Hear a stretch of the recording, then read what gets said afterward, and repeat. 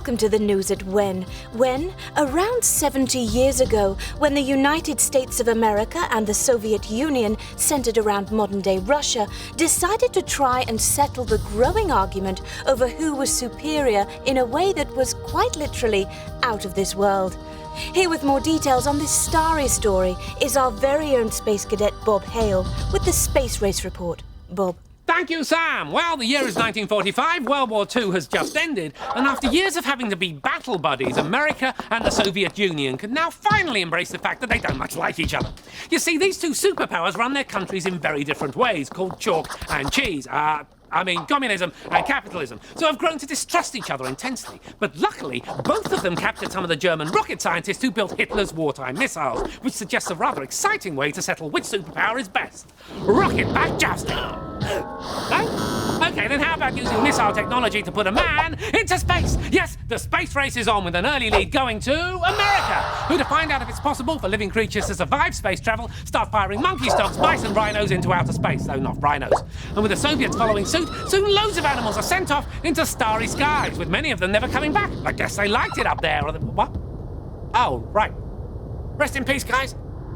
Anyway, now the race really starts hotting up, as both sides rush towards the next major milestone, putting a man-made craft into orbit around the Earth, with the points this time going to the Soviets! Yes, in 1957, Sputnik 1, a radio beacon the size of a beach ball, becomes the thank you. Really helpful, honestly.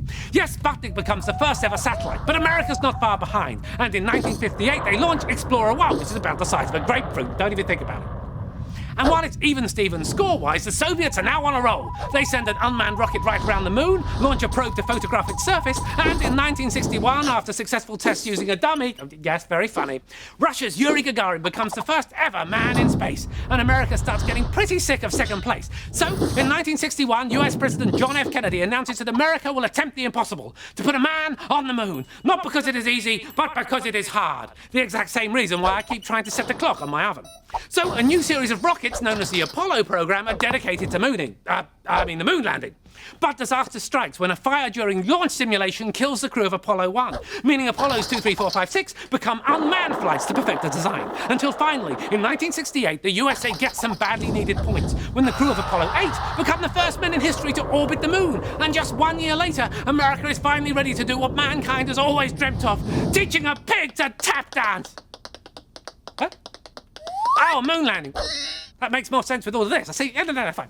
So, Michael Collins, Buzz Aldrin, and Neil Armstrong climb aboard Apollo 11 with the aim of beating the Soviets once and for all. Their mission is simple. Fly to the moon, land on the moon, walk on the moon, leave the moon, fly home, and Bob's your uncle, though only if you're my nephews. I mean, what could possibly go wrong? Well, since the navigation computer was about as powerful as a chip inside a modern toaster, I'd say pretty much anything. But the date's been set, the cameras are primed, and the eyes of the world watch with bated breath, which is difficult for eyes, as on July the 20th, 1969, the Lunar Module Eagle separates from the Command Module Columbia and lands on the moon! Yes, the space race is finally won! A scoreboard-shattering victory to the US of A, as Neil Armstrong takes one small step for man and one giant leap for mankind. The Soviets accept defeat, wave goodbye to a moon they never reached, and turn their attentions to building space stations, leaving America to build a moon colony with a burger bar and a coffee shop, right?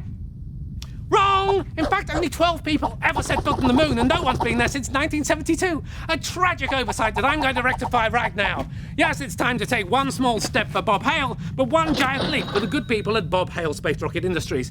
Goodbye, Sam. I've always loved you. Will you wait for me? No. Well, I'm not going then.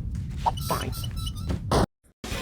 Ghastly, mean and cruel, stuff they don't teach you at school. The past is no longer a mystery. Hope you enjoyed Horrible Histories.